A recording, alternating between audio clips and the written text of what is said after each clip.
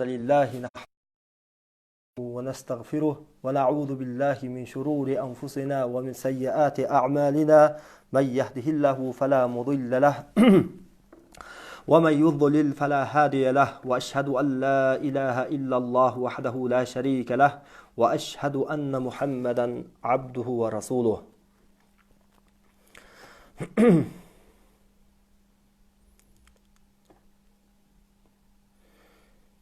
Eң эле биринчи Аллах субханаху ва таалага чексиз мактоолор, шүгүрлөр болсун.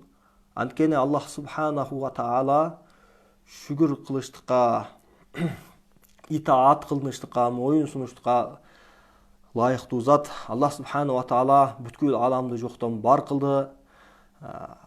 Жана бул ааламда миллион деген түрлүү махлукаттарды жаратты. Ошол жаратылган нерселердин арасынан инсан затын башкалардан өзгөчө кылып, инсан затына акыл деген неаматты берди. Жана инсан затына бул дүйнөдө бактылуу болуусу үчүн өзү тарабынан Жабраил фериштени түшүрүп, Кур'ан аяттарын түшүрүп, Кур'ан Керимди түшүрүп, ошол эле адамдардын арасынан эң жүрөгү таза Мухаммад саллаллаху алейхи вассаламды пайгамбар кылып тандап, ал кишиге Кур'анды түшүрүп, жана Кур'анды ал киши аркылуу бизге жеткирди. Жана ушул айтабыз, кимде ким пайгамбарга ээрчисе, пайгамбарга түшүрүлгөн Кур'анга ээрчисе, пайгамбар айткандай жана пайгамбардын Раббысы Аллах субханаху ва таала айткандай жашаса, ал бенде албетте бактылуу болот. Анткени Аллах субханаху ва таала адамзатты бактылуу болуусу үчүн, бүткүл ааламдарга райым болуусу үчүн Аллах субханаху ва таала пайгамбарды түшүрдү жана пайгамбардын көргөзмөсүнө ээрчүүнү бизге важип кылды, шарт кылды. Жана бул дүйнөнү Аллах субханаху ва таала сыноо дүйнө кылып коюптур. Өзү Кур'ан-ы Керимде айткандай: "Астаиду билlah, Инналлаха халакал маута вал хаята лияблуакум айюкум ахсану амала." Аллах силерге өлүмдү жаратты, жана тирүүлүктү жаратты, өмүрдү берди. Эмне үчүн Аллах субханаху ва таала бизге тирүүлүктү берип, анан өлүмдү берди? Эмне үчүн Аллах субханаху ва таала бизге бул жашоону берди десе, буга жооп Аллах субханаху ва таала лияблуакум айюкум ахсану амала, силердин араңарда кайсы бириңерди салих амал кылууңарды, силерди тагыраак айтканда сынаш үчүн Аллах субханаху ва таала бизге бул жашоону бериптир. Аллах субханаху ва таала биз мусулман болгондон соң, ошол мусулманчылыгыбызга амал кылып, Аллах таала өзү каалагандай, пайгамбар көргөзгөндөй бул дүйнөдө жашап өтүүнү баарыбызга насип кылган болсун. Жүрөктөрүбүздү иманга ачсын. Аллахтын жолуна болгон, Аллахтын буйруктарына, пайгамбардын көргөзмөлөрүнө толук амал кылган кишилердин катарында бизди кылсын. Жана пайгамбар саллаллаху алейхи вассаламга салаваттар, саламдар болсун. Ал кишинин үй бүлөсүнө, сахабаларга жана бүткүл иманы бар муумин мусулмандарга Аллахтын саламы жана салаваты болсун. Ассаламу алейкум ва рахматуллахи ва баракатух. Урматтуу көрөрмандар, ага-инилер, эже карындаштар, мына биз көптөн бери, Кудайым буйрса, көптөн бери адатка айландырып келип аткан, ушундай тартипке киргизип алган ишемби күнү кечки саат 9:00-дө дал ушул убакта түз эфирди уюштурганбыз. Бул түз эфирде биздин программабыз экиге бөлүнөт. Бул 1 сааттан турган программа. Биринчи бөлүмүндө жарым саат суроо жооптордон турат. Анан экинчи бөлүмү рукуя окулат. Эгер сизде баш ооруу менен кыйналып жаткан болсоңуз, же жүрөк кысылуу, сыгылуу менен кыйналып жаткан болсоңуз, руханиятыңыз ушундай чыркырап жаткан болсо, ушундай бир көз ачыктардын балекети себептүү, сыйкырлары себептүү сыйкыр менен ооруп жаткан болсоңуз, же болбосо жин оорулар менен азарланып жаткан болсоңуз, иншалла ушул түз эфирди уюштурдук. Ушул эфирден дем салуу жолу менен, Кур'ан аяттарын окуу жолу менен сиз бул оорулардан, бул кыйынчылыктардан толугу менен арылууга Сиздер үчүн мүмкүнчүлүктөр бар иншалла. Биз буну көптөгөн практикалар менен ишке ашырдык. Иншалла көптөгөн кишилер ушул эфир аркылуу бизди угуп, узак жакындан бизди угуп, бизге рахматын айтып, жакшы болуп кеткендер болуп атат. Алхамдулилла. Жана биз ушул программаны, ушул адаттыбызды мындан кийин дагы улантмакчыбыз. Кудайым буйрса, адамдын санына карап, Кудай кааласа, bundan daha көбүрөөк адамдар бизди угуп жана бизден ушундай пайдаланып жакшылыктарды көрүп аткан болсо, биз жумасына ишемби күнү гана уюштуруп аткан бул программабызды жумасына 2 жолу же 3 жолуга чейин көбөйтмөкчүбүз. Бул ниеттерибиз да бар. Аллах Таала ушуга өзү баарыбызга насип кылган болсун. Бул жерде бизди угуп аткан агайындыларыбызга Аллах Субхана ва Таала эже карындаштарыбызга шифа берсин. Kur'an ayatların menen жүрөктөрүбүз нурлансын. Жана жашообузга ушул Kur'an ayatları hidayat болсун, жол болсун. Анткени Аллах Субхана ва Таала Kur'an-ı Kerim'de айтат: "Estaizu billah. Alif lam mim. Zalikel kitabu la rayba fih. Hudel lil muttaqin." Zalikel kitabu la rayba fih. Бұл Құранның екінші аяты, екінші аяты жана екінші сүрөсү. Тагыраак айтканда Құрандағы ең чоң сүрөлөрдөн бири Бакара деген сүрө бар. Ошол Бакара сүрөсүнүн екінші аятында Аллах Субхана ва Таала дал ушул Құран жөнүндө айтып жатат. Заликал китаб. Мына бул китеп. Бул китеп дегенде максат Құран китеби. Ла райба фи. Анда эч кандай шек жана күмөндүү нерсе жок. Эмнеге күмөндүү нерсе жок дейилсе, бул Аллахтын китеби, Аллахтын сөзү экендигинде эч кандай күмөн жана шек жок.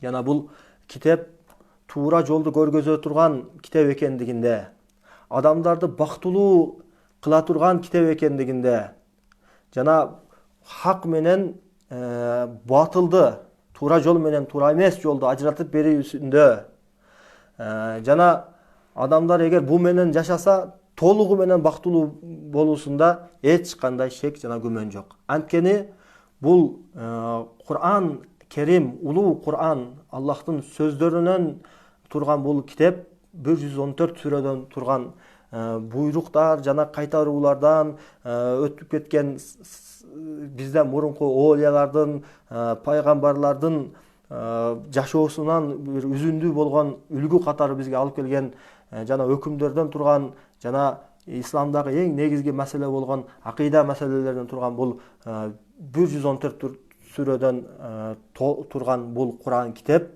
адамдарды бактылуу кылуусунда эч кандай шек күмөн жок.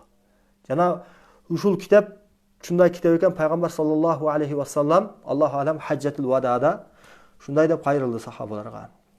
Мен силерге эки нерсени таштап кеттим. Таракту фикум амрайн. Эки нерсени таштап кеттим. Ва хума китабуллах ва суннатун набийи саллаллаху алейхи вассалам. Ал Аллахтын китеби жана пайгамбар саллаллаху алейхи вассаламдын жолу, сүннөтү. Пайгамбар алейхиссаламдын сүннөтү дегенден максат Расулуллах саллаллаху алейхи вассалам, Мухаммед пайгамбарыбыз Кур'ан-ы Керимдин аяттарын бизге окуп бере атып, жана Кур'ан-ы Керимдин аяттарын жашоого колдонуп атып, ошол пайгамбар ошол доордо жашап атканда адамдардын арасында келип чыккан ар бир проблемаларды чечип аткан мезгилинде жана анын адамдарга айткан үгүт насааттарынан турган, буйрук кайтарууларынан турган, көргөзмөлөрүнөн турган жана пайгамбар алейхиссалам бир нерсени көрүп, ошону макул болгонуна, разы болгонунан турган бүтүндөй бир жашоосу пайгамбардын жолу ошол бизге калдырылган жол экен. Силерге эки нерсени таштап кеттим. Ал Аллахтын китеби жана пайгамбардын жолу. Тамассаку бин навадид. Ошол эки жолду азык тиштериңер менен бекем кармагыла. Ошол эки жолдон кайтпагыла деп атат. Ошол эки жолду бекем кармагыла деп атат.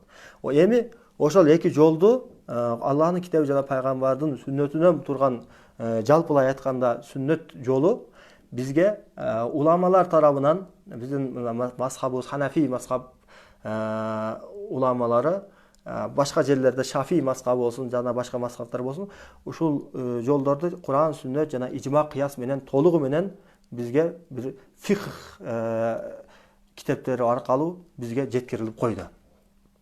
Эми шуну биз бекем кармашыбыз керек. Куран, сүннөт, ижма кыяста. Эгер ушул нерселерди бекем кармасак, лан тадилла абада деди пайгамбар алейхиссалам. Эч качан адашпайсыңар. Аллах субханаху ва таала мына бул китепти эч кандай күмөн жана шек жок болгон китепти бизге түшүрүп койду. Бул китеп кимдин китеби десе, бул китеп Аллахнын китеби, жаратуучунун китеби. Жаратуучу эмнеге түшүрдү десе, жаратуучу ушул китеп менен жашообузду түшүрдү. Жашообуз үчүн, шу китептерден өкүмдү алуу үчүн, шу китепти кайтарган иштерден кайтуубуз үчүн Аллах субханаху ва таала мына Куранды түшүрүптүр. Эми бул китеп кимдерге жол десе, худаллил муттакин, таква кылуучулар үчүн жол. Аллахтан корккондар үчүн. Бул дүйнөнүн эсебин чыгарып атканда, ошол мезгилде акыретти кошо байлап туруп эсебин чыгарган кишилер үчүн жол. Бул дүйнө менен гана эсеп китап кылбай, акыретте эмне деп жооп беремин? Бул нерсе Кудай арам кылдыбы же адал кылдыбы? Бул нерсени кылсам сооп болобу же күнөө болобу? Деп бул дүйнө менен эле чектелип калбай, акыреттеги жашоосуна, акыреттеги түбөлүк жашоосуна карай Аллах Тааланы ортодо, Аллах Тааланы чечүүчү маселе өкүмдар катары бул дүйнөдө ар бир амалдарына, ар бир кылган иштерине бир анын халал жана харам, сооп жана күнөө деген маселелерди өлчөө кылып алгандар үчүн бул китеп таква кылуучу ошондой кимселер үчүн жол экен. Аллах субханаху ва таала баарыбызды таква кылуучу кишилердин катарында кылган болсун.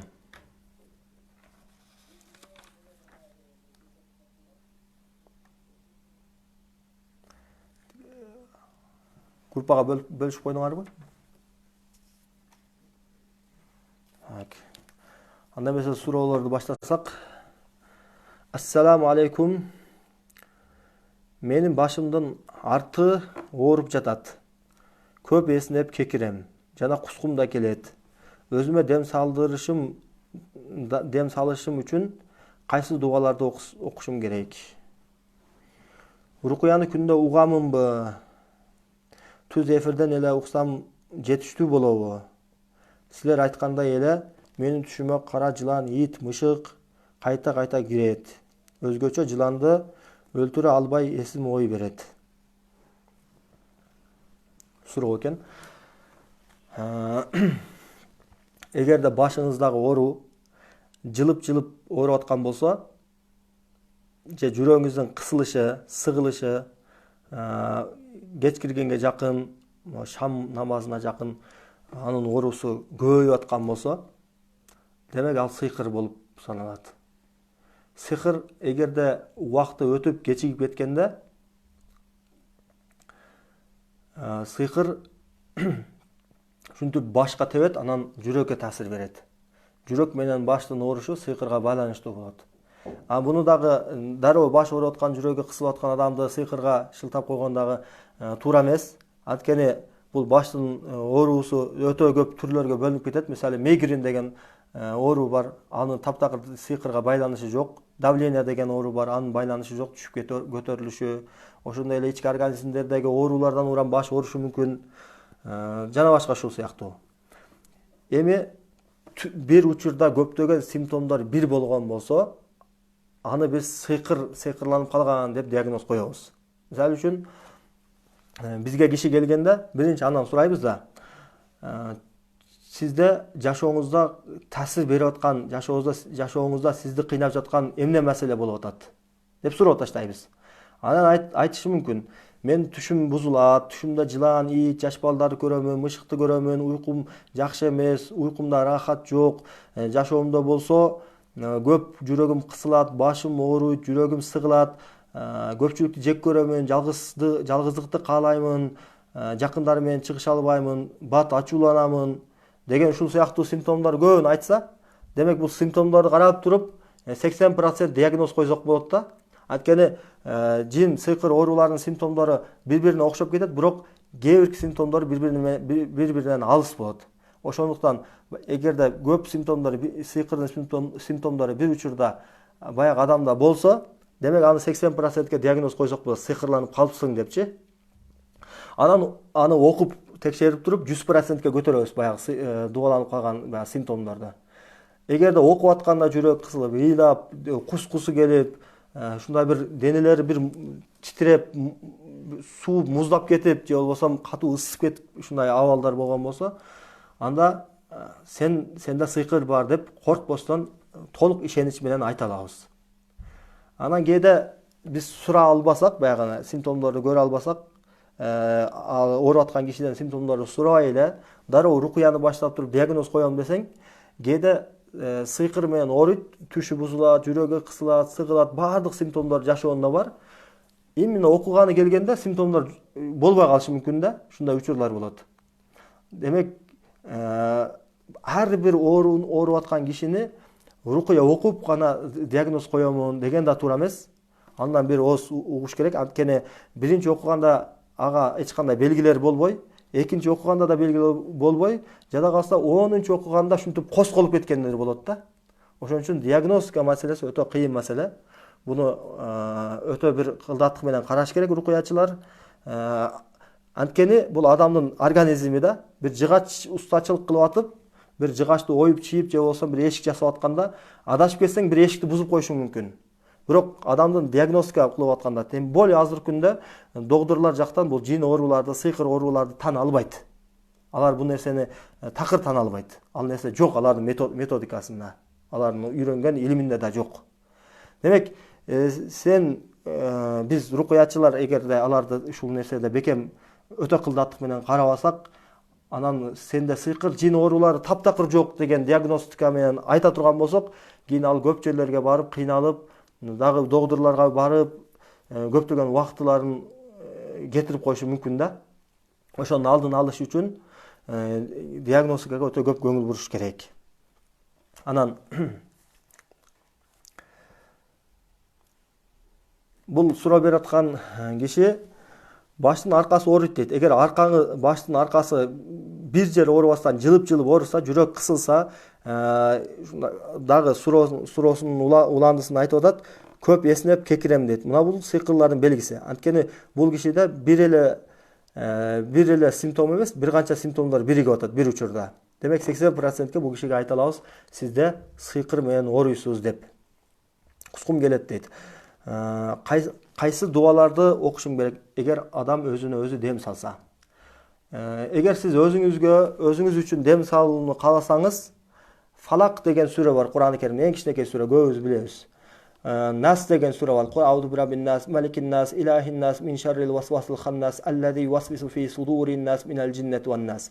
Аузу биллахи минаш шайтанир раджим. Кул аузу бираббил фалак, мин шарри ма халак, ва мин шарри гасиқин иза вақаб, ва мин шарри наффатати фил уқад, ва мин шарри хасидин иза хасад. Ошондой эле Аятал Курсу деген сүрө бар, аяттар бар. Ошол Аятал Курсуну дагы күндө 100 жолу, Фалак сүрөсүн күндө 100 жолу, Нас сүрөсүн күндө 100 жолу окуйсуз. Анан даарат менен жүргөнгө аракет кылыңыз. 5 убакыт намазга бекем болуңуз. Эрте мененки кечки зикирлерди окуңуз. Андан сырткары рукуя деп жазсаңыз YouTube'га рукия көптөгөн варианттар бар. Ошонун бирөөнү тандап алып, эгерде сизде сыйкыр көбүрөөк симптомдор болсо, анда сыйкырга каршы деген рукуяны көбүрөөк окуңуз. Күндө 3 сааттан. 3 саат рукуя окуйсуз. Эрте менен Фалак, Нас, Аятал Курсуну 100 жолдон окуйсуз, дарат менен жүрөсүз, намазга бекем болосуз. Арам нерселерден толук тыйылыңыз колдон келишинче. Эгер ушул тапшырманы аткарсаңыз, иншалла бул сыйкыр кетет. Бул сыйкыр эгер тоодой болсо дагы кетет. Болгону сизде ишеним болуш керек, Аллахка болгон ыйманыңыз бекем болуш керек. Эгерде Аллахка болгон ыйманыбыз бекем болбой эле ушундай эптеп бул оорудан кутулуп алыш максат болуп, анан кутулуп алгандан кийин дагы эле ошол мурунку арам нерселерди аткарып, жасап, өзүбүз билгендей жашап жүрө бере турган болсок, анда биз Курандын пайдалуу жеринен пайдаланып, анан башка жерлеринен көңүл бурбаган Аллах Таала Кур'ан-ы Керимде көптөгөн аяттарда ушул жөнүндө бизди эскерткен, ошол тайпалардан болуп калабыз. Аллах өзү сактасын. Ошон үчүн сизге кеңешим, иманыңызды бекем кылың, Аллахтан көбүрөөк сураң. Аллах Таала албетте өзүнө дуа кылгандарды дуасын кабыл кылат. Рукуяны күндө угамынбы же түз эфирден эле уксам жетиштүү болобу дейт. Рукуяны түз эфирде катышкандан кийин мага WhatsApp аркылуу же болбосо мессенджер аркылуу сизде эмне симптомдор болуп атат? Мына ушу угармандардын баарына. Сиздерде эмне симптомдор болсо, ошол мага жазуу иретинде таштап коюңуздар. Ошол жазганыңарга карап туруп мен диагноз койсом болот. Мүмкүнчүлүк болушунча өзүңөрдөгү бир абалды жарытып берсеңиздер, жакшыраак кылып жарытып берсеңиздер, мен мына окуп атканымда кандай симптомдор болду. Канчалык жарытып берсеңиздер, мен ошончолук диагноз кое берем да. Кыска болсо диагноздагы туура эмес болуп калышы мүмкүн. Анан диагноз кое алганыбыздан кийин, анан сизге мен тапшырмаларды айтамын. Ошол тапшырмаларды күндө аткара бересиз, токтотпой, үзбөй. Анан ошол тартипте кетсе, иншалла, ушул түз эфир менен эле үй шартында айыгып кетсеңиз болот, ар кандай оорулардан. Дагы эстетип кетели. Бул эфир иншалла бир гана жин оору, сыйкыр, кара дуа, көзүккөндөргө гана эмес, бүтүндөй ооруларга, медициналык баардык ооруларды отуруп уксаңыздар болот. Бул деген медицинанын баарын таштап коюп, анан рукуяга келгиле, Куран уккула дегенден алысмын. Медицинский оору болсо, ал жака да кайрылып, анын арасында мына бул Куран аяттары менен шифа табуу жолдорундагы бир карап кетсеңиздер, эки жакты тең. Ошондо жакшы болот иншалла.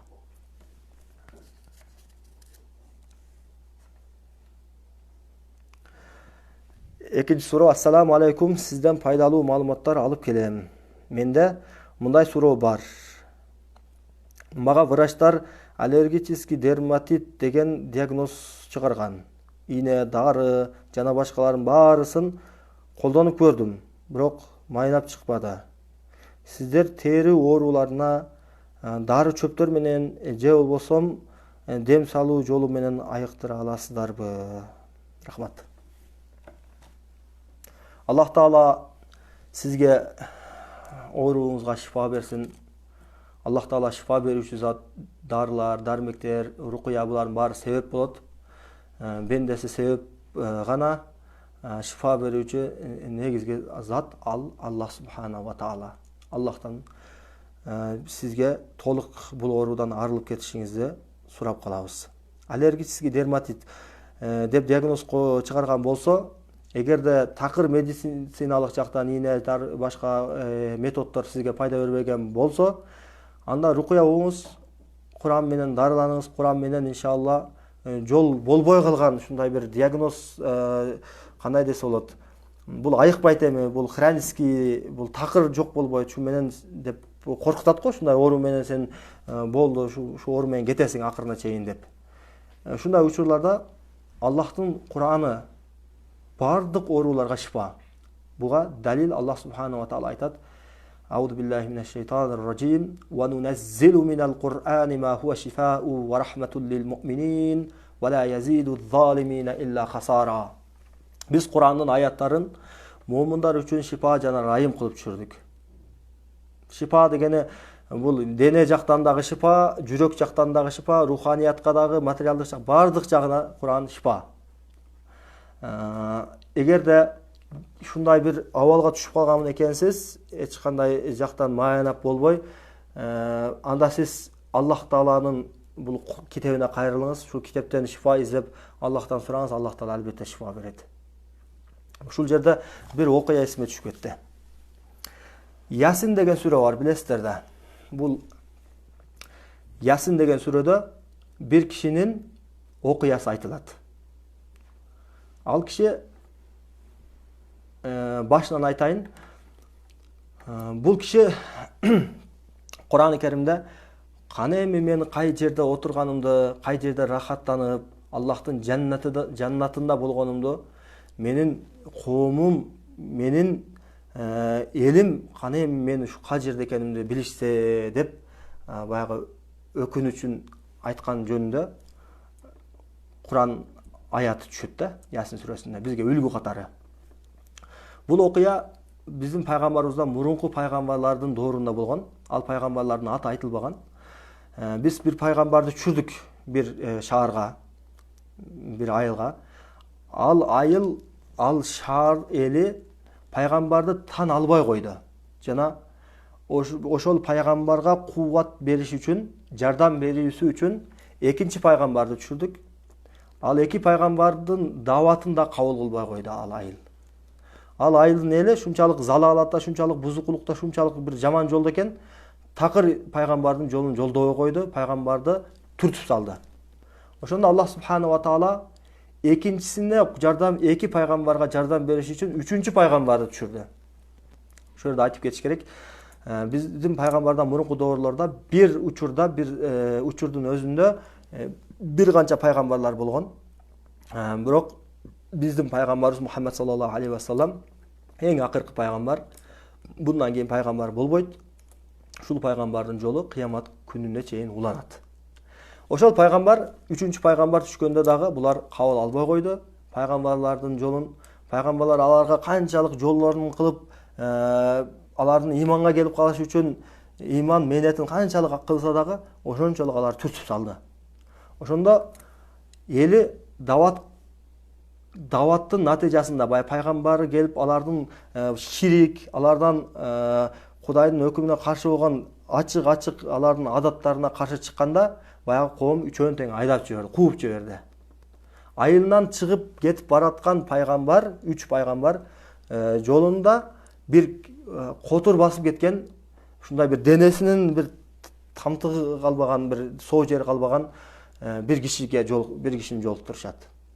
Ал киши бул 3 пайгамбар кууп жиберилиштен мурун ошол эле шаардан бул киши да кууп жиберген экен. Ошол денесине жара башкаларга жугуп кетпеш үчүн ошол өзүнүн жеринен, өзүнүн шаарынан кууп жиберилген пайгамбарлардан мурунку адам экен. Анан баягы 3 пайгамбар баягы кишини дават кылат. Аллахтын жолуна чакырат. Ла иля иллаллахка чакырат. Анан баягы киши, денесинин тамтыгы калбаган киши, эгерде мен исламды кабыл алсам, силердин жолуңарды жолдосом, жалгыз Аллахка иман келтирсем, Аллах Таала мени могу ооруларым баарынан арылтып кое алабы? Аллах Таала мага шифа бере алабы? Дегенде, албетте Аллах Таала шифа берет. Эгерде Аллахка чыныгы дуа кылсаң, чыныгы иман келтирип, чыныгы Аллахтан дуа сурасаң, Аллах Таала дуаларды кабыл кылуучу зат. Дегенде баягы киши иман келтирип дуа кылганда, баягы жаралары, денесиндеги жаралар баардыгы түшүп калат, төгүлүп калат. Баягы киши пайгамбарга иман келтирди, пайгамбардын жолун жолдоду, анан баягы канча деген жылдардан бери кыйналып кеткен жарасынан кутулганда ушунчалык сүйүндү. Бул пайгамбарды кууп салган баягы шаардын эли бул пайгамбарды туура эмес түшүнүп алып, бул пайгамбарга каршы чыккан турбайбы? Бул пайгамбардын жолу чын, хакыйкат, туура жол турбайбы? Мен эми ошол коомумду барып жеткирейин, бул пайгамбардын жолу хак экендигин, чындык экендигин деп баягы жерден коомуна чуркаган бойдон шаарга түшүп барат. Баягы шаарга түшүп, элди чогултуп, силер кууп жиберген баягы 3 пайгамбар, алардын жолу хак экен. Мен силерди ошонун жолуна чакырамын, алардын жолуна, аларга итаат кылгыла, моюн сулгула деп даават кылып кыйкырганда, баягы эл келип туруп, баардыгы тебелеп туруп, баягы кишини өлтүрүп коюшат. Ошондо баягы өлөт. Өлгөндөн кийин акыреттеги ал кишинин бир жашоосунда, акыретте жаннаттын, Аллах Тааланын ушундай бир жаннатында рахаттанып, Аллах Таала андан разы болуп, бул Аллах Тааланын берген неаматтарына разы болуп бир отурган абалындагы анын тилинен чыккан сөзүн бизге Кур'ан-ы Керимден Ясин сүрөсүнүн тафсиринде ушундай деп айтылат да, аятында айтылат. Каны эми менин коомум, мен кайда жерде экенимди, эми жаннатта рахаттанып жатканымды каны эми коомум билишсе деп. Ошон үчүн биз мусулманбыз, алхамдулилла. Бул жерде угуп аткан адамдардын баары мусулман, алхамдулилла. Биз ушул кыргыз коомчулугунда, анан мусулман болуп, мусулмандардын арасында динибизди танып, ата-бабаларыбыз мусулман болуп келип, анан мусулмандардын баласы болгонубуз үчүн Аллахка чексиз шүгүрлөр айтышыбыз керек. Канча адамдар жүрөт, динин тана албай, уйларга сыйынып, ушундай бир төмөн нерселерди улуу кылып, таштарга сыйынып, же отторго сыйынып, жолунан адашып жүргөн, ачык адашып жүргөн кишилерди, коомдорду, улуттарды көрөбүз. Аллах таала алхамдулилля биз мына ушул ислам менен ислам коомчулукта баягы мусулмандардын арасында анан мусулман болуп төрөлгөнүбүздөн, ата энебиз мусулман болгонундан бир сыймыктанып ушуга бир Аллахка шүгүр кылсак болот керек болсо. Эми бизге эмне калды? Бизге ушул жолду бекем кармасак эле болду. Ушул исламды бекем кармап, исламды эмне буйрулган, эмне кайтарган, ошонун баарын аткарсак, баягы Ясин сүрөсүндө кана эми менин коомум билгенде эле деп айткан адамдын катарында болгонго бизге мүмкүнчүлүк толугу менен бар. Иншалла, иманыбыз бар. Ошол иманыбызга жараша амал кылышыбыз керек. Ошол иманыбыз кайтарган иштерден кайтышыбыз керек.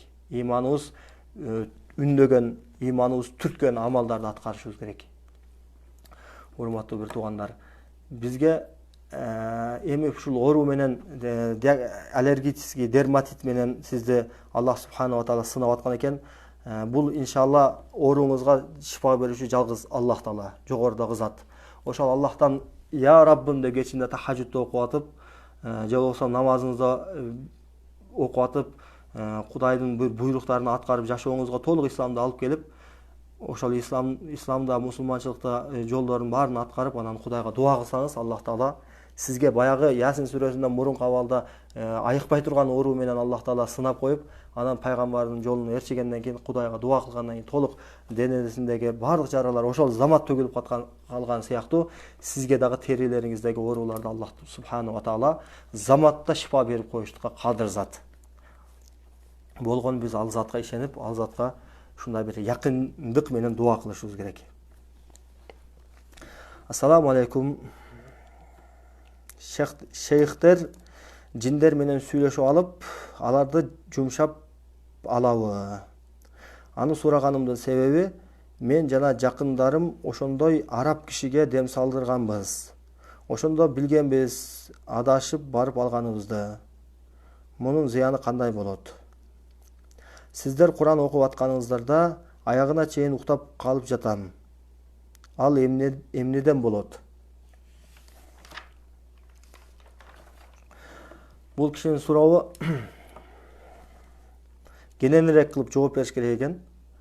Шейхтер жиндер менен сүйлөшүп алып, аларды моюн сундуруп, аларды өзүнө иштетип алабы дейт. Эми шейх деп айтыпсыз сөзүңүздө. Шейх деген арабтарда 3 түрлүү колдонулат. Шейх деп баягы динде илимдүү аалымдарды шейх деп сыйлап айткандар бар. Ошол шейх деген улуу урматтуу деген мааниде да. Анан шейх деген түздөн түз мааниси бул чал, жаш өтүп калган кары картаңдарды шейх дейт. Жашы бир өлчөмгө барып калгандарда. Анан шейх деп Дубайдын шейхтери, Араб Эмираттын шейхтери, Саудиянын шейхтери деп коет. Булар ошол атка минерлер, бай миллиардерлер, аларды дагы шейхтер деп аталып калган. Эми бул жерде шейхтер жиндер менен сүйлөшүп, аларды жумшап алабы дегени, бул албетте алымдарга карата айтылып атат. Жок. Бул жерде ошол динин жакшы түшүнбөгөн, өзүнүн акыйдасы жок, анан ушундай бир азгырылып кеткен, жолунан адашып калган, чала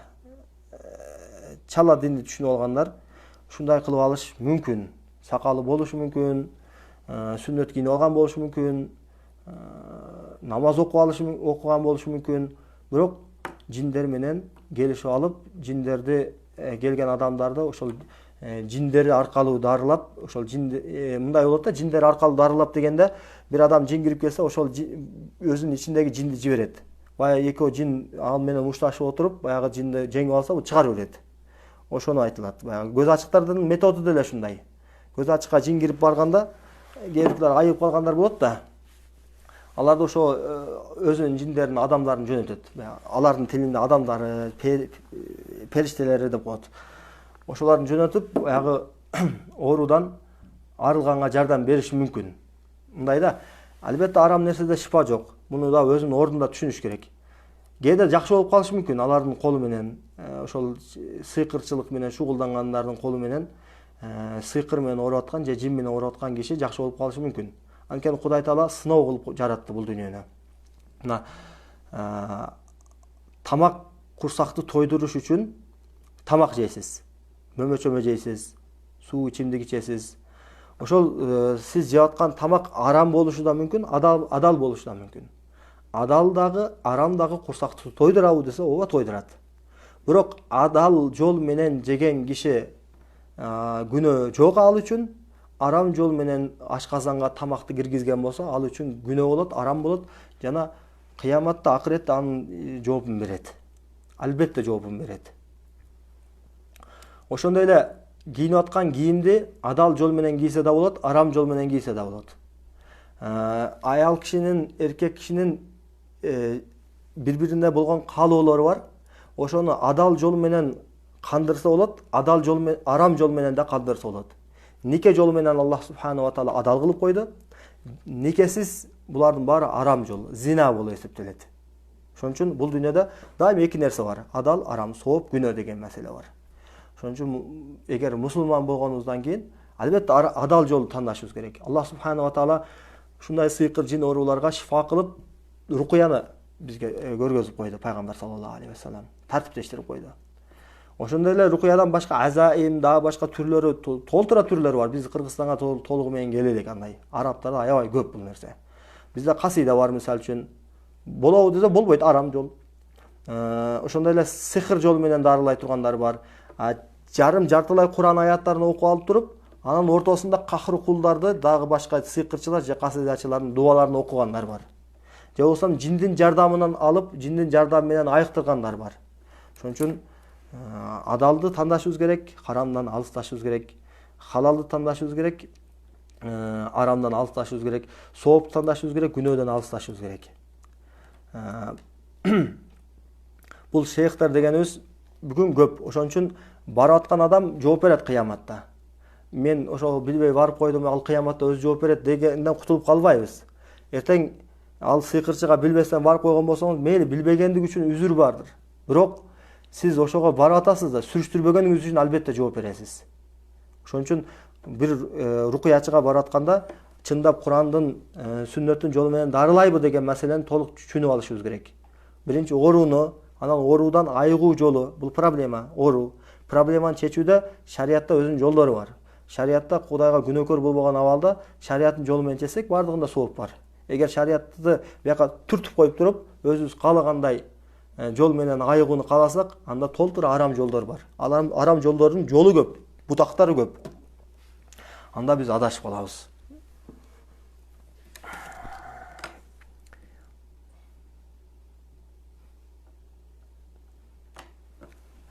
Канча минут болуп калды? 46 минут.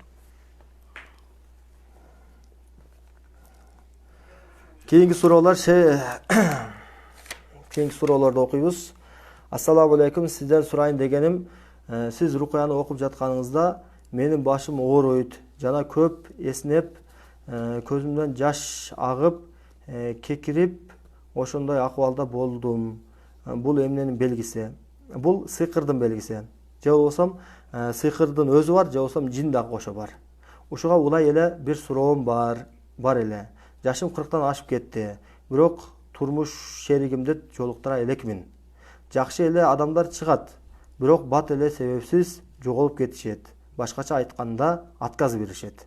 Себеби эмне болушу мүмкүн? Аллах субхана ва таала сизге шифа берсин ооруңузга. Бул айтып атканыңыз рукуя окуп жатканда башыңыз ооруйт экен, эснейт экенсиз, көзүңүздөн жаш келет экен. Булардын баары кекирет экенсиз. Кекиргендин баягы симптомдору эмне десе, көз ачыкка барган адам кекирип калат ушинтип. Ошо кимде-ким көз ачыкка бир жолу барса дагы же 2-3 жолу барса, ушундай рукуя окуп атканда, Куран окуп атканда кекирип калат. Ошол кекиргендин белгиси көз ачыкка баргандыгында болот. 90-80% ушундай. Бул тажрыйбанын далили. Эми 40-тан ашыпсыз, Аллах субхана ва таала сизге балким сизди ушинтип сынап аткандыр. Бул сыйкырга байланышы деле жок болушу мүмкүн. Кээде Кудай таала бендесин ушинтип сынайт, турмуш шеригин таба албас кылып сынайт. Же болбосо турмуш шеригин берип коюп туруп, ажаштырып коюп сынайт. Же болбосо перзент бербей коюп сынайт. Же көп перзент бала берип сынайт. Бала жалаң бала болуп кыз бербей сынайт. Жалаң кыз болуп бала бербей, эркек бала бербей коюп сынайт. Жокчулук менен, барчылык менен, ушундай кымбат баалуу нерселер менен сынайшы мүмкүн, байлык менен. Кыскасын айтканда, бул дүйнө сыноо жашоосу. Бул дүйнө адамга ушул 80, 90, 100 жылдын тегерегине берилген өмүр сыноо үчүн берилген өмүр. Исламдын көз карашы менен айтканда, бул өткүнчү жашоо. Bundan кийин жашоо барбы десе, bundan кийин албетте жашоо бар. Аллах Таала бизди бул дүйнөгө сыноо үчүн кайсысы бир амалдарды аткарып, бизге бир мындай эреже коюп койгон. Ошо эреже менен жашабасак, Аллах Тааланын баягы жолун жолдобой, анан кийин шайтандын жолдорго жүргөн болуп калабыз дагы, эртең анын эсеп китебин беришке туура келип калат. Аллах субхана ва таала айтат: "Стаиду билла, лиллахи ма фис самавати ва ма фил ард, ва ин тубду ма фи анфусикум ау тухфуху юхасибукум бихилlah, фаягфиру лиман яша ва юаззибу ман яша, валлаху ала кулли шайин кадир." Асман жана жердеги мүлк Аллахныкы. Биз жашап атабыз бул ааламда. Карагыла, ушунча бир 6-7 материктин бир материгинде жашайбыз. Ушул материкте биз жашап аткан материк Азия бөлүмү болсун, мында бир канча мамлекеттер бар. Анан ушул мамлекеттердин арасында Орто Азия деген бир регион бар, бөлүм бар. Ошол Орто Азиянын ичинде эң кичинекей болгон Өзбекстан, Казакстандан караганда Кыргызстан кенедей эле жер. Эң кичинекей мамлекетинде биз жашайбыз. Анан ушул мамлекетте дагы 7 област бар, дагы бир канча райондор бар Кыргыздын тегерегинде, дагы бир канча жүздөгөн айылдар бар. Ошолордун ичинен анан бир көчөдө жашайбыз. Анан ушул көчөнүн бир канча жүздөгөн үйлөрү болсо, ошол үйлөрдүн биринде жашайсыз. Ал үйдө дагы 6-дан 7ден адам бар, ошонун бирөөсүсүз. Эми ушул абалыбызда киберлеништикке татыктуубузбу? Эми ойлоп көргүлө. Аллах Таала биз айткан жер шарын айтып атабыз. Жер шарынан башка миллиард жерден эсе чоң ааламдарды жараткан. Аны бир чеги жок, адам изилденген сайын ага жаңы ачылыштар болуп аткан. Ушундай бир укмуш, бир келбетте, көркөм сүрөттө ушул биз жашап аткан ааламды башка ааламдардан көрө сулуу кылып жаратыптыр. Ушул биз жашап аткан ааламда миллион деген махлукаттар, жан заттарды жаратыптыр түрлөрүн. Анан ушул миллион деген түрлөрдүн арасында инсан деген жана биздин көзүбүзгө көрүнбөгөн жин деген тайпага гана акыл деген неаматты бериптир. Эми ушул инсан, бир кичинекей бир суудан жаралган инсан, Аллах Таала Раббул Аламин, ааламдардын Раббиси Аллахка кибирленип, ошол заттын буйруктарын аткарбай, ошол заттын жолуна жолдобой, ошол зат түшүргөн пайгамбарга ээрчебей, өзү каалаган нәпсине ээрчип, ичкиликке берилип, арак ичип, зына кылып, бузгунчулукка жүрүп, арам иштер менен алек болуп жүргөндөр ушул нерсени ойлонушубуз керек. Бизди Кудай өзү эмне үчүн жаратты? Эртең өлгөнүбүздөн кийин каяка барабыз? Аллах Таала ушинтип өлүп эле жок болуп кетебизби же бизди тирилтиреби Аллах Таала? Тирилтирип кайра эсеп китеп кылабы? Курандын ушундай аяты бар. Өлүмгө ишенип өлгөндөн кийин кайта тирилүүгө ишенбегендерге Аллах субханала таала бул ааламдан биз көзүбүз менен көргөн табигатты мисал келтирип, бизди акылыбызды, жүрөгүбүздү катыржам кылыш үчүн Аллах субханала таала бир аят түшүргөн Куранда. Ошол аяттын мазмунунда айтылат: акыретке ишенбей жаткандар өлгөндөн кийин инсан өлөт, табигый. Буга кафыр да, мусулман дагы бардыгы ишенет. Өлүм акыйкат. Бардык адамдар өлөт. Өлүшүбүзгө ишенебиз. Эми өлгөндөн кийин кайта тирилүү деген экинчи маселе бар. Ошону Аллах субханала таала мындай түшүндүрүп атат. Кыш мезгили, караңыздар, азыр кыш мезгили. Мондай март, апрель, май, июнь же болбосо жай мезгилинде көрүп аткан могу табигатыбыздагы абал бүгүн жок. Дарактардын бүчүр байлап, жалбырак чыгарып, жашыл абалга келүүсү, бак дарактардын гүлдөп, ушундай жашылдануусу, мындай жомоктой абалга келип калат да.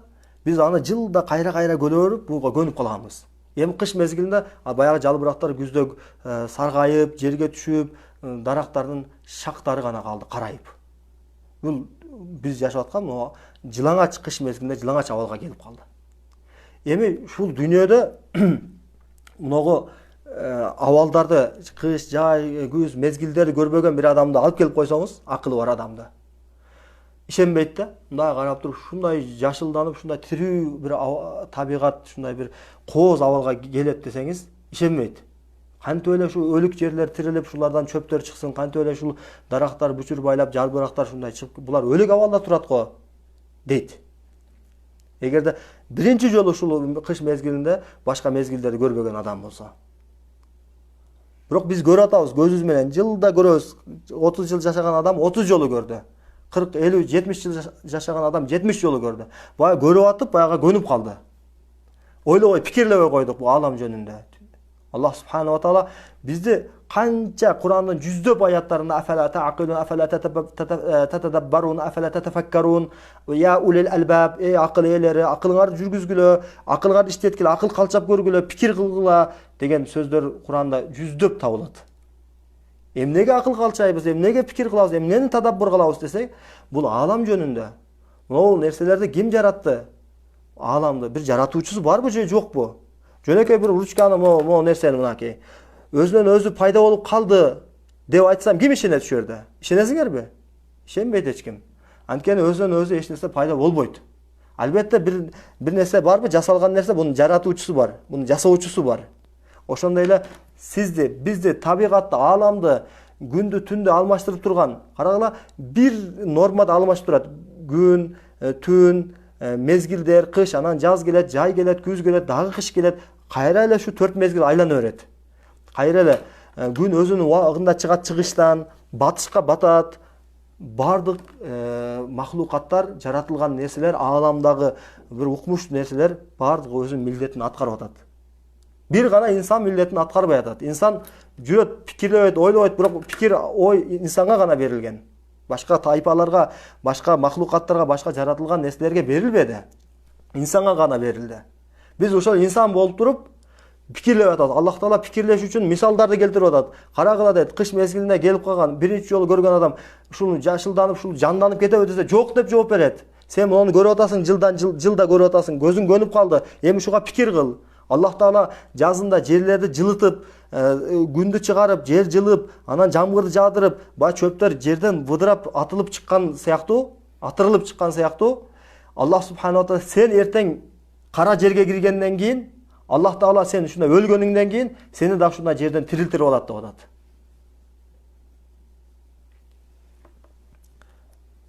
Демек, тирилүү чындык болгондон кийин бул дүйнөнү өзү менен гана эсептешпестен акыретке байлашыбыз керек. Эртең жооп берем, эртең отчет болот, Аллахтын алдында жооп болот. Бул дүйнө бул чоң бир супермаркет сыяктуу да. Каалаганыңды колясканы сүйрөп алып, каалаганыңды алышы мүмкүн. Бияктан бул рядтан шампунду дагы толтурушуң мүмкүн, дагы бир рядка кирип алып, нан алышың, дагы бир рядка кирип алып, дагы башка нерселерди каалаганыңды кыл. Бирок супермаркеттен чыгып атып не кылады? Касса бар. Төлөшүң керек, баягы акысын беришиң керек.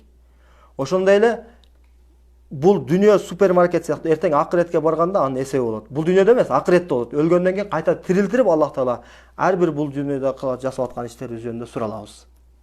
Лиллахи ма фис самавати ва ма фил ард. Асман жана жердеги мүлк Аллахныкы. Кибирленбейли, бүткүл дүйнө алам Аллахныкы. Биз кичинекей эле бир тамчы нерседен жаралып алып, анан кибирленип атабыз. Аллахка кибирленип атабыз. Аллахтын динине кибирленип атабыз. Wa in tubdu ma fi anfusikum aw tukhfuhu. Силер ичиңердеги нерсени, жүрөгүңөрдөгү нерсени ашкере кыласыңарбы, же бекитесиңерби, жашыруун кыласыңарбы, амалыңарды жашыруун же ашкере кыласыңарбы, баары бир Аллах субханаху ва таала аны менен силерди эсеп китеп кылат акыретте. Жашыруун адамдар билбеген амалдарыңар болушу мүмкүн, билген амалдар болушу мүмкүн. Айырмасы жок, Аллах таала ар бирин эсеп китеп кылат. Аллах таала өзү каалаган кимселерди күнөөлөрүн кечирет. Аллах таала кечиримдүү зат. Жана өзү каалаган кимселерди күнөөлөрүн кечирбейт. Күнөөлөрү кечирилбеген кимдер десе, алар иманы жок адамдар, кафырлар. Күнөөсү кечирилет дегендер кимдер? Момундар, биз мусулмандарбыз. Күнөөгө батып кетип атсак дагы кийин тооба кылып, я Раббым десеңиз, Кудай кечирет. Мына бүгүн кечириле турган күн. Аллахнын кечирим эшиктери ачык. Каалаганынан кир, Аллах таала сени кечирет. Болгону өлүм келгенге чейин. Өлүм келгенде гыр деп калат адам, гаргара деп коет. Өлүмдөн бир 10-15 мүнөт мурун, же болсо жарым саат мурун. Ошол гаргара келгенге чейин Кудай бардык күнөөңүн кечирем деп атат. Тоба кылайлы, Аллахтан ар бир адам ката кылат. Куллукум хаттаун, хайрукум таввабун. Ар бир адам силер ката кылуучусуңар. Силердин эң жакшыңар каталарынан тоба кылгандар. Келгиле эң жакшы нерсеге чакырайлы бири-бирибизди. Мына эң жакшы нерсе эмне десе, эң жакшы нерсе бул дүйнө жана акырет бактылуулукту. Бул дүйнө жана акырет бактылуулугу бул ислам, иман жолу. Ушул иман жолуна баарыбыз бири-бирибизди чакыралы. Үйдөгү ата-энелер, мына бизди угаткан эгер ата-энелер болсо, балдарыбызды чакырайлы. Аларга кайдыгер болбойлу. Кону-комшуларга дават кылалы, тууган уруктарга дават кылалы. Мына жакшылыкты баардыгыбыз бири-бирибизге бөлүшөлү. Ана бекерчи нерселер менен бир арам нерселерди бөлүшүп атасыңар Facebook'та же башка нерселерде. Ошону сооп кылып алсак да болот, арам кылып алсак да болот. Эгерде харам нерселерге, Кудайга күнөөкөр боло турган нерселерге карап тургула буякта. Записти чалып атат бирөө. Харам нерселерге жумшаган болсок, анда биз күнөөкөр болуп калабыз. Адал нерселерге жумшасак, анда биз ажырланабыз иншалла. Саат канча болду? 1 саат 10 мүнөт болуп кетти. Кечиресиздер, сиздердин убактарыңыздарды алдык. Азыр рукуй окуйбуз. Рукуянын эрежелери кунт менен ойду бир жерге коюп, башка нерселер жөнүндө ойлобой, пикирибизди чачыранды кылбай, жан дүйнөбүз менен берилип кунт кылып угуп турабыз. Иншалла мен азыр окуп баштайм, менден кийин Дамла окуйт. Ошентип 2 бөлүп окуйбуз. Анан окуп бүткөндөн кийин кандай симптомдор болду сиздерде, ошонун баарын мессенджер аркылуу же болсо WhatsApp аркылуу жазсаңыздар болот. Менин номерим жарыя кылып койгонбуз. Ошого жазып, кеңештерди алсаңыздар болот иншалла. Аллах Таала ушул жерде угуп жаткан ар бир момун мусулмандарга шифа берсин. Бул ооруларыңыздарды Аллах Таала сиздерден арылсын. Бактылуулукту насип кылсын, исламды түшүнгөн, иманды билген, эртең акыретте Аллахтын жүзүнө ушундай жарык жүз менен бара турган бенделерден кылсын бизди. Анда эмесе кунт менен ихлас кылып угуп турабыз. Иннал хамдалиллахи нахмадуху ва настаинуху ва настагфирух ва на'удhu billahi min shururi anfusina wa min sayyiati a'malina man yahdihillahu fala mudilla lahu wa man yudlil fala hadiya lahu wa ashhadu an la ilaha illa Allah wahdahu la sharika lahu wa ashhadu anna Muhammadan 'abduhu wa rasuluh. A'udhu billahi minash shaitanir rajim. Bismillahirrahmanirrahim.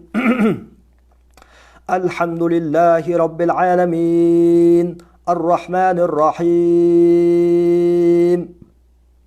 Maliki yawmiddin. İyyâke na'budu ve iyyâke nesta'in. اهدنا الصراط المستقيم صراط الذين أنعمت عليهم غير المغضوب عليهم ولا الضالين.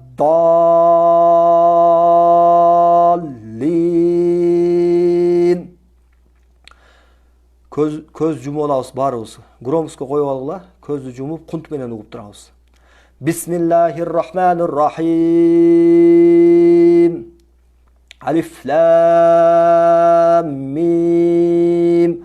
ذلك الكتاب لا ريب فيه هدى للمتقين الذين يؤمنون بالغيب ويقيمون الصلاة ومما رزقناهم ينفقون والذين يؤمنون بما أنزل إليك وما أنزل من قبلك وبالآخرة هم يوقنون أولئك على هدى من ربهم وأولئك هم المفلحون. بسم الله الرحمن الرحيم. واتبعوا ما تتلو الشياطين على ملك سليمان وما كفر سليمان ولكن الشياطين كفروا يعلمون الناس السحر يعلمون الناس السحر يعلمون الناس السحر يعلمون الناس السحر يعلمون الناس السحر يعلمون الناس السحر يعلمون الناس السحر يعلمون الناس السحر يعلمون الناس السحر يعلمون الناس السحر السحر يعلمون الناس السحر يعلمون الناس السحر يعلمون الناس السحر وما أنزل على الملكين ببابل هاروت وماروت وما يعلمان من أحد حتى يقولا إنما نحن فتنة فلا تكفر فيتعلمون منهما ما يفرقون به بين المرء وزوجه وما هم بضارين به من أحد إلا بإذن الله ويتعلمون ما يضرهم ولا ينفعهم ولقد علموا لمن اشتراه ما له في الآخرة من خلاق ولبئس ما شروا به أنفسهم لو كانوا يعلمون. بسم الله الرحمن الرحيم. وإلهكم إله واحد لا إله إلا هو الرحمن الرحيم. إن في خلق السماوات والأرض واختلاف الليل والنهار والفلك التي تجري في البحر بما ينفع الناس وما أنزل الله من السماء من ماء فأحيا به الأرض بعد موتها وبث فيها من كل دابة وتصريف الرياح والسحاب المسخر بين السماء والأرض لآيات لقوم يعقلون. بسم الله الرحمن الرحيم. الله لا إله إلا هو الحي القيوم لا تأخذه سنة ولا نوم له ما في السماوات وما في الأرض من ذا الذي يشفع عنده إلا بإذنه يعلم ما بين أيديهم وما خلفهم ولا يحيطون بشيء من علمه إلا بما شاء وسع كرسيه السماوات والأرض ولا يؤوده حفظهما وهو العلي العظيم. لا إكراه في الدين قد تبين الرشد من الغي فمن يكفر بالطاغوت ويؤمن بالله فقد استمسك بالعروة الوثقى لا انفصام لها والله سميع عليم. الله ولي الذين آمنوا يخرجهم من الظلمات إلى النور والذين كفروا أولياؤهم الطاغوت يخرجونهم من النور إلى الظلمات أولئك أصحاب النار هم فيها خالدون. بسم الله الرحمن الرحيم. آمن الرسول بما أنزل إليه من ربه والمؤمنون كل آمن بالله وملائكته وكتبه ورسله لا نفرق بين أحد من رسله وقالوا سمعنا وأطعنا غفرانك ربنا وإليك المصير. لا يكلف الله نفسا إلا وسعها لها ما كسبت وعليها ما اكتسبت ربنا لا تؤاخذنا إن نسينا أو أخطأنا ربنا ولا تحمل علينا إصرا كما حملته على الذين من قبلنا ربنا ولا تحملنا ما لا طاقة لنا به واعف عنا واغفر لنا وارحمنا أنت مولانا فانصرنا على القوم الكافرين. بسم الله الرحمن الرحيم. شهد الله أنه لا إله إلا هو والملائكة وأولو العلم قائما بالقسط لا إله إلا هو العزيز الحكيم. إن الدين عند الله الإسلام وما اختلف الذين أوتوا الكتاب إلا من بعد ما جاءهم العلم باغيا بينهم فمن يكفر بآيات الله فإن الله سريع الحساب. بسم الله الرحمن الرحيم. وأوحينا إلى موسى أن ألق عصاك فإذا هي تلقف ما يأفكون فوقع الحق وبطل ما كانوا يعملون فغلبوا هنالك وانقلبوا صاغرين وألقي السحرة ساجدين قالوا آمنا برب العالمين رب موسى وهارون. بسم الله الرحمن الرحيم. فلما ألقوا قال موسى ما جأتم به السحر إن الله سيبطله إن الله سيبطله إن الله سيبطله إن الله لا يصلح عمل المفسدين ويحق الله الحق بكلماته ولو كره المجرمون. Баш ооруп аткан болсо, башыңызда оору болгон болсо, же жүрөк ооруп аткан болсо, кысылып аткан болсо, же дененин бир жери ооруп аткан болсо учурда ошол жерге колубузду кое алабыз. Эгер баш ооруган болсо, баш үстүнө колубузду коюп, кунт менен угууну улантабыз. أعوذ بالله من الشيطان الرجيم. بسم الله الرحمن الرحيم. والصافات صفا فالزاجرات زجرا فالتاليات ذكرا إن إلهكم لواحد رب السماوات والأرض وما بينهما ورب المشارق إنا زينا السماء الدنيا بزينة الكواكب وحفظا من كل شيطان مارد لا يسمعون إلى الملأ الأعلى ويقذفون من كل جانب دحورا ولهم عذاب واصب إلا من خطف الخطفة فأتبعه شهاب ثاقب فاستفتهمهم أشد خلقا أمن خلقنا إنا خلقناهم من طين لازب بل عجبت ويسخرون وإذا ذكروا لا يذكرون وإذا رأوا آية يستصرخون وقالوا إن هذا إلا سحر مبين. بسم الله الرحمن الرحيم. الحمد لله رب العالمين الرحمن الرحيم مالك يوم الدين إياك نعبد وإياك نستعين اهدنا الصراط المستقيم صراط الذين أنعمت عليهم غير المغضوب عليهم ولا الضالين. بسم الله الرحمن الرحيم. ألف لام ميم ذلك الكتاب لا ريب فيه هدى للمتقين الذين يؤمنون بالغيب ويقيمون الصلاة ومما رزقناهم ينفقون والذين يؤمنون بما أنزل إليك وما أنزل من قبلك وبالآخرة هم يوقنون أولئك على هدى من ربهم وأولئك هم المفلحون. بسم الله الرحمن الرحيم. واتبعوا ما تتلو الشياطين على ملك سليمان وما كفر سليمان ولكن الشياطين كفروا يعلمون الناس السحر يعلمون الناس السحر يعلمون الناس السحر يعلمون الناس السحر يعلمون الناس السحر وما أنزل على الملكين ببابل هاروت وماروت وما يعلمان من أحد حتى يقولا إنما نحن فتنة فلا تكفر إنما نحن فتنة فلا تكفر إنما نحن فتنة فلا تكفر فيتعلمون منهما ما يفرقون به بين المرء وزوجه وما هم بضارين به من أحد إلا بإذن الله ويتعلمون ما يضرهم ولا ينفعهم ولقد علموا لمن اشتراه ما له في الآخرة من خلاق ولبئس ما شروا به أنفسهم لو كانوا يعلمون.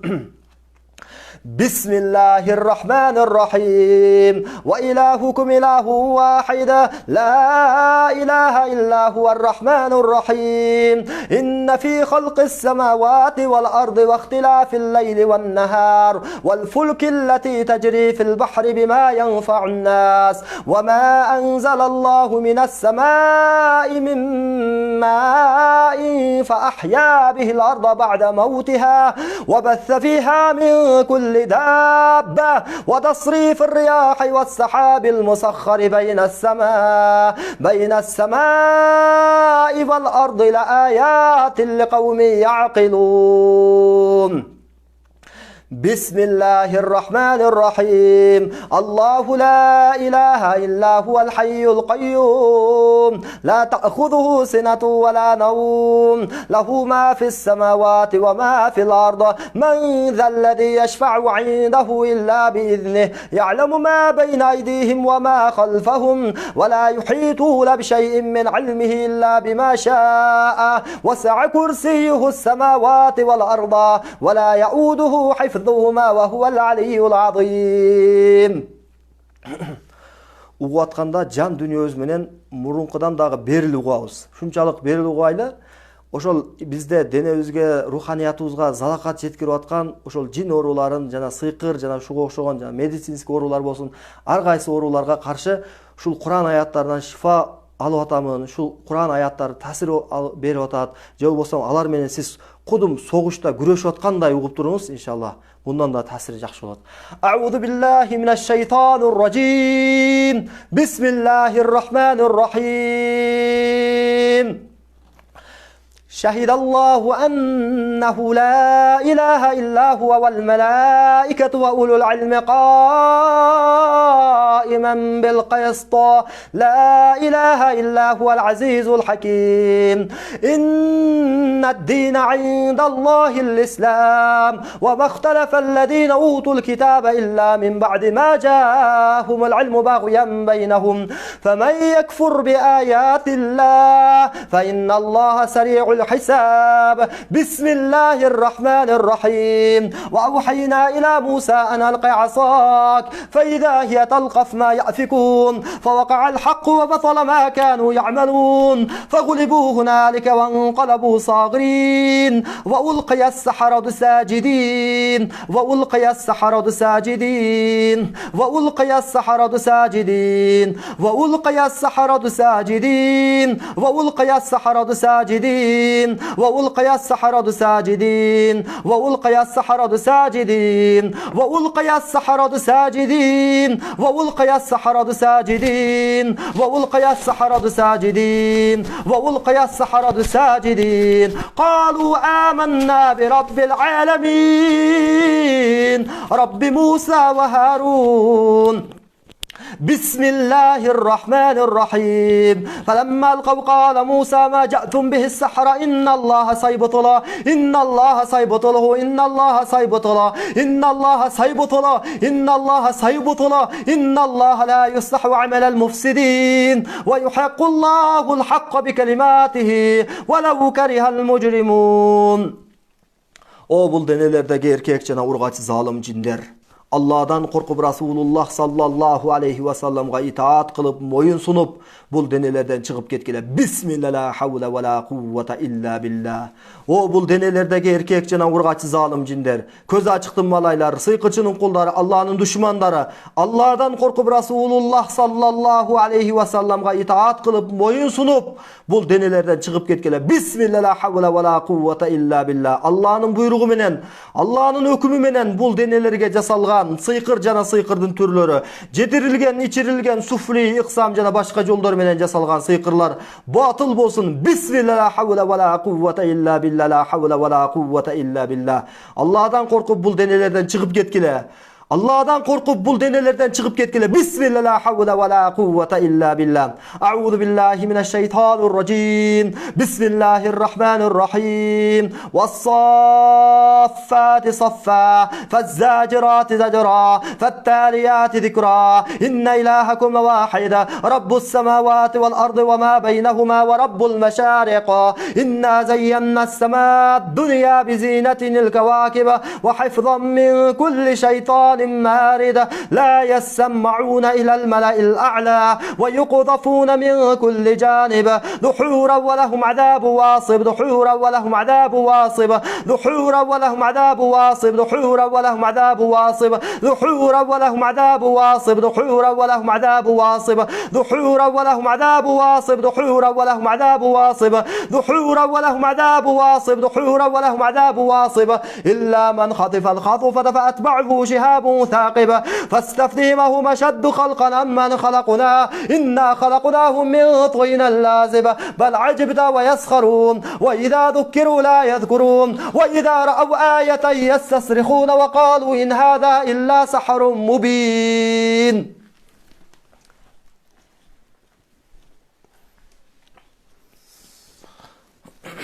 أعوذ بالله من الشيطان الرجيم بسم الله الرحمن الرحيم إن الحمد لله ونحمده ونستعينه ونستغفره ونعوذ بالله من شرور أنفسنا ومن سيئات أعمالنا من يهده الله فلا مضل له ومن يضلله فلا هادي له وأشهد أن لا إله إلا الله وأن محمدا عبده ورسوله بسم الله الذي لا يضر مع اسمه شيء في الأرض ولا في السماء وهو السميع العليم بسم الله الذي لا يضر يضر مع اسمه شيء في الأرض ولا في السماء وهو السميع العليم. سبحان الله وبحمده عدد خلقه ورضا نفسه وزنة عرشه ومداد كلماته. سبحان الله وبحمده عدد خلقه ورضا نفسه وزنة عرشه ومداد كلماته. أعوذ بالله السميع العليم من الشيطان الرجيم. بسم الله الرحمن الرحيم. الحمد لله رب العالمين الرحمن الرحيم مالك يوم الدين إياك نعبد وإياك نستعين اهدنا الصراط المستقيم صراط الذين أنعمت عليهم غير المغضوب عليهم ولا الضالين. بسم الله الرحمن الرحيم. ألف لام ميم ذلك الكتاب لا ريب فيه هدى للمتقين الذين يؤمنون بالغيب ويقيمون الصلاة ومما رزقناهم ينفقون والذين يؤمنون بما أنزل إليك وما أنزل من قبلك وبالآخرة هم يوقنون أولئك على هدى من ربهم وأولئك هم المفلحون. بسم الله الرحمن الرحيم. واتبعوا ما تتلو الشياطين على ملك سليمان وما كفر سليمان ولكن الشياطين كفروا يعلمون الناس السحر وما أنزل على الملكين ببابل هاروت وماروت وما يعلمان من أحد حتى يقولا إنما نحن فتنة فلا تكفر فيتعلمون منهما ما يفرقون به بين المرء وزوجه وما هم بضارين به من أحد إلا بإذن الله ويتعلمون ما يضرهم ولا ينفعهم ولقد علموا لمن اشتراه ما له في الآخرة من خلاق ولبئس ما شروا به أنفسهم لو كانوا يعلمون. أعوذ بالله من الشيطان الرجيم. وأوحينا إلى موسى أن ألقى عصاك فإذا هي تلقف ما يأفكون فوقع الحق وبطل ما كانوا يعملون فغلبوا هنالك وانقلبوا صاغرين وألقي السحرة ساجدين قالوا آمنا برب العالمين رب موسى وهارون. بسم الله الرحمن الرحيم. وإلهكم إله واحد لا إله إلا هو الرحمن الرحيم. إن في خلق السماوات والأرض واختلاف الليل والنهار والفلك التي تجري في البحر بما ينفع الناس وما أنزل الله من السماء من ماء فأحيا به الأرض بعد موتها وبث فيها من كل دابة وتصريف الرياح والسحاب المسخر بين السماء والأرض لآيات لقوم يعقلون. أعوذ بالله من الشيطان الرجيم. والصافات صفا فالزاجرات زجرا فالتاليات ذكرا إن إلهكم لواحد رب السماوات والأرض وما بينهما ورب المشارق. إنا زينا السماء الدنيا بزينة الكواكب وحفظا من كل شيطان مارد لا يسمعون إلى الملأ الأعلى ويقذفون من كل جانب دحورا ولهم عذاب واصب إلا من خطب الخطفة فأتبعه شهاب ثاقب. أعوذ بالله من الشيطان الرجيم. وقل جاء الحق وزهق الباطل إن الباطل كان زهوقا وننزل من القرآن ما هو شفاء ورحمة للمؤمنين ولا يزيد الظالمين إلا خسارا. بسم الله الرحمن الرحيم. وقل جاء الحق وزهق الباطل إن الباطل الباطل كان زهوقا وننزل من القرآن ما هو شفاء ورحمة للمؤمنين ولا يزيد الظالمين إلا خسارا. بسم الله الرحمن الرحيم. شهد الله أنه لا إله إلا هو والملائكة وأولو العلم قائما بالقسط لا إله إلا هو العزيز الحكيم. إن الدين عند الله الإسلام وما اختلف الذين أوتوا الكتاب إلا من بعد ما جاءهم العلم بغيا بينهم فمن يكفر بآيات الله فإن الله سريع الحساب. بسم الله الرحمن الرحيم.